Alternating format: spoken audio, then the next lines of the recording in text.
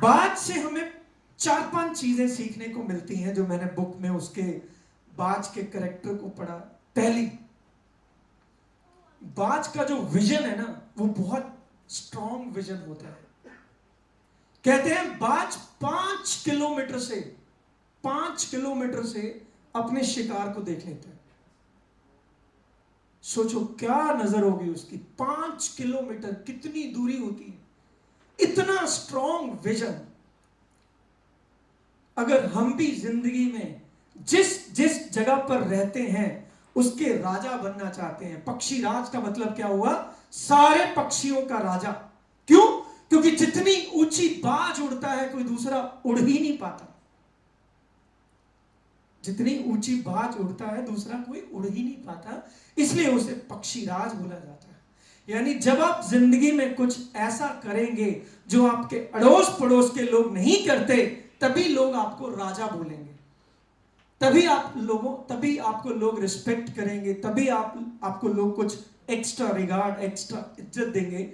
देखो, अगर मैं मुर्गियों के बीच में रहूंगा तो मैं मुर्गी राज बन जाऊंगा, राइट? अगर मुझे पक्षी राज बनना है तो मुझे कुछ ऐसा करना पड़ेगा जो बाकी के लोग नहीं करते। बाज की एक और खूबी है, जब बारिश आती है, तूफान आता है, सारे पक्षी छुप जाते हैं, डर के बैठ जाते हैं।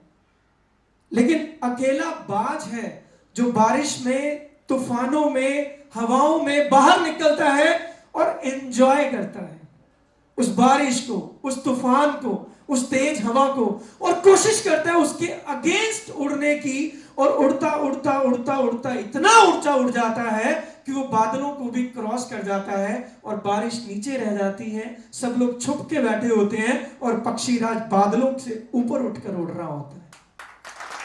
मतलब, इसका मतलब क्या हुआ कि जिंदगी में जब भी हमारे बारिश आए, बारिश मीन्स प्रॉब्लम्स आए, दिक्कतें आए, परेशानियां आए, तो हमें क्या करना है? हमें छुपकर नहीं बैठना, हमें छुपकर नहीं बैठना, हमें उन परेशानियों से लड़ना है और उनको क्रॉस करके ऊपर चले जाना है। बाज की मैंने एक खूबी आपको पहले बताई है कि वो बिल्कुल फ्रेश मांस खाता है, मरा हुआ जीव वो नहीं खाता। इट मीन्स हमारी जिंदगी में भी बहुत सारे ऐसे खट्टे मीठे बुरे एक्सपीरियंस होते हैं जो हमारी जिंदगी में निकल जाते हैं और हम उसी को लेकर सारी जिंदगी रोते रहते हैं, रोते रहते हैं, रोते रहते हैं, रोते रहते हैं। जो निकल गया वो पास्ट है, छोड़ दीजिए उसको। नए थॉट्स, नई अपॉर्चुनिटीज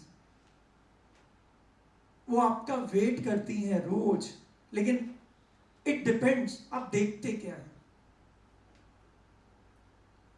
बाज की सबसे अच्छी खूबी जो मुझे लगी, क्योंकि मैं खुद जिंदगी में स्ट्रगल कर करके यहां तक पहुंचा हूं, बाज कंफर्टेबल जोन में ना खुद रहता है ना अपने बच्चों को रहने देता है। कहते हैं जैसे उसके बच्चे घोंसले के अंदर जन्म लेते हैं, वो उसके अंदर से जितना भी सॉफ्ट घास होता है वो सारा निकाल के बाहर फेंक देता है ताकि उसके बच्चे वहां रहे ही ना। वो बाहर निकलेंगे, उड़ेंगे, पंख मारेंगे तो पक्षी राज बनेंगे। यानी जिंदगी में कभी भी हम कंफर्टेबल जोन के अंदर रहकर अचीवर नहीं बन सकते दोस्तों, हमें उस कंफर्टेबल जोन को छोड़ना पड़ेगा। तो अगर आप अपनी लाइफ में अचीवर बनना चाहते हैं, आपको पेल लेनी पड़ेगी। लेने के लिए तैयार हैं? जिंदगी में बहुत कुछ होगा, पेल लेनी पड़ेगी। जिसने पेल ली है वही अचीवर बना है दोस्तों। तीसरी चीज, जो अचीवर है वो कभी हार नहीं मानते, कभी हार नहीं मानते, कभी भी हार नहीं मानते। जिद्दी है, ढीठ है। ऐसा नहीं है कि जो लोग अचीवर होते हैं उनके साथ जिंदगी में कुछ खराब नहीं होता, होता है, बहुत बार होता है। किसी भी कंडीशन में हार नहीं मानते। मन की हो तब तो मानते नहीं है, और जब मन की ना हो तब भी नहीं मानते। बड़ी गहरी बात बोल रहा हूं। हार नहीं माननी कब? जब मन की हो तब भी नहीं, और जब मन की ना हो तब भी नहीं। और ऐसा नहीं कि जब अचीवर्स के साथ जिंदगी में मन की नहीं होती तो उन्हें दुख नहीं लगता। मैंने एक बुक पढ़ी, उसमें मैंने पढ़ा Amitabh Bachchan ji all India radio के लिए ऑडिशन देने गए कि मुझे ऑल इंडिया रेडियो के लिए जॉब करनी है, तो उन्होंने उनको रिजेक्ट कर दिया। उनको अच्छा लगा होगा या बुरा लगा होगा। अचीवर्स को जिंदगी में जब निराशा मिलती है उनको बुरा तो लगता है, लेकिन वो फिर भी हार नहीं मानते। वो ये मानते हैं कि भगवान ने जरूर मेरे लिए कुछ ना कुछ अच्छा सोचा होगा। उससे हुआ क्या, उनको ऑल इंडिया रेडियो के अंदर नौकरी नहीं मिली, लेकिन वो उसकी वजह से बॉम्बे चले गए। और बॉम्बे आने के बाद क्या हुआ आप सब लोग जानते हैं। अगर वो ऑल इंडिया रेडियो के अंदर जॉब करते तो शायद उनको ऑल इंडिया के लोग ही सुन पाते। लेकिन आज की बात करूं, आज पूरे संसार में, पूरे वर्ल्ड के अंदर अमिताभ बच्चन को क्या कहते हैं लोग और क्या जानते हैं और क्या उनकी रिस्पेक्ट है, मुझे लगता है ये मुझे बताने की जरूरत नहीं है दोस्तों। उस वक्त जब उनको ऑल इंडिया रेडियो से रिजेक्शन मिला था, शायद उनको बुरा लगा होगा, लेकिन जब आपके साथ कुछ अच्छा नहीं होता और आपके अंदर अचीवर के गुण होते हैं तो यकीन कीजिए परमात्मा ने आपके लिए कुछ बड़ा सोचा होता है, जो उस वक्त शायद आपको समझ नहीं आ रहा होता। उस वक्त वो रीजन बनता है उस बड़े होने का।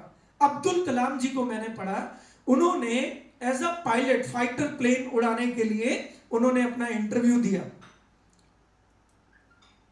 9वें नंबर पर उनका नाम आया और इंडियन आर्मी के अंदर 7 या 8 ही प्लेसमेंट थी, उनको रिजेक्ट कर दिया गया। उनका ड्रीम था कि मुझे देश की सेवा करनी है, मुझे as a fighter jet plane उड़ाना है, लेकिन वो नहीं उड़ा पाए। मैंने क्या बोला, अचीवर्स के साथ मन की हो तब भी वो हार नहीं मानते, और अगर मन की ना हो वो तब भी हार नहीं मानते। उन्होंने फिर भी हार नहीं मानी, वो लगे रहे प्रयास करते रहे। और दुनिया जानती है कि अब्दुल कलाम हमारे लिए यहां पर देश के पूरे वर्ल्ड में जानते हैं लोग, राष्ट्रपति रह चुके हैं, क्या बुक्स लिखी हैं, क्या कुछ उन्होंने अपनी जिंदगी में बताया है। यानी उस वक्त जब उनको वहां से रिजेक्शन मिला, उनका मूड खराब हुआ होगा, उनका मन दुखा होगा, लेकिन परमात्मा ने उनके लिए कुछ और बहुत बड़ा सोच रखा था। हेल्थ ऑरिक के बनने की कहानी आप सब जानते हैं। तब हमें लगता है कि ये क्या हो गया, लेकिन परमात्मा ने हमारे लिए कुछ बड़ा सोचा होता है। यानी अचीवर जिंदगी में कभी भी हार नहीं मानते, जब उनके साथ मन की हो तब भी और जब मन की ना हो तब भी। तो जिंदगी में कभी हार मत मानिएगा। ऐसा नहीं है कि अचीवर्स को हार मिलती नहीं है, मिलती है। मुझे लगता है अचीवर्स को सबसे ज्यादा मिली होती है। देखिए ना कभी भाग मिल्खा भाग, पता चलेगा आपको हार की डेफिनेशन क्या होती है। हमें लगता है ये अचीवर, अरे उसकी जिंदगी को पढ़ के देखिए। कभी वक्त मिला मैं आपको अपनी 2828 से जो मेरा चेक था 2880 का, उससे 13 लाख वाले चेक की पूरी कहानी अच्छे से डिटेल में बताऊंगा।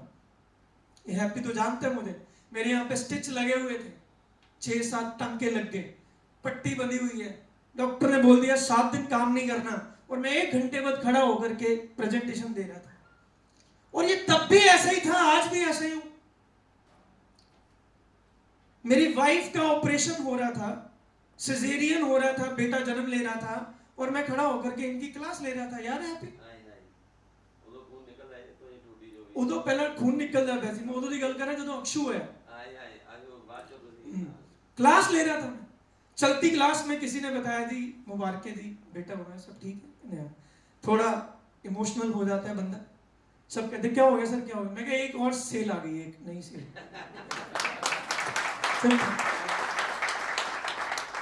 अभी थोड़े दिन पहले मेरे दादी जी छोड़ के चले गए, उनकी एज भी ज्यादा थी। तो हैप्पी का ही फोन आया कि पाजी एक लीडर है, उनको आज ही मिलना है। तो दोपहर को भोग था, मैं कहा ठीक है मैं आ जाता हूँ। 3:30-4 बजे भोग खत्म हुआ, 5:30 में ऑफिस बैठा था। मैं बुलाओ जी। तो फिर इन्होंने मुझे कहा बाबा जी आज ना आते रहने देते। मैं कहा नहीं, यही तो आता नहीं ना करना, ये तो होता नहीं है। बारिश बहाने ये है नहीं, अचीवर्स की लिस्ट में होता नहीं है। मैं ऐसा नहीं, मैं अपनी तारीफ कर रहा हूं, सब ऐसे ही होंगे। जो भी अचीवर की आप ऑटोबायोग्राफी पढ़ोगे, उनके पास कोई बहाने नहीं होंगे, वो कभी किसी कंडीशन पर हार नहीं मानते।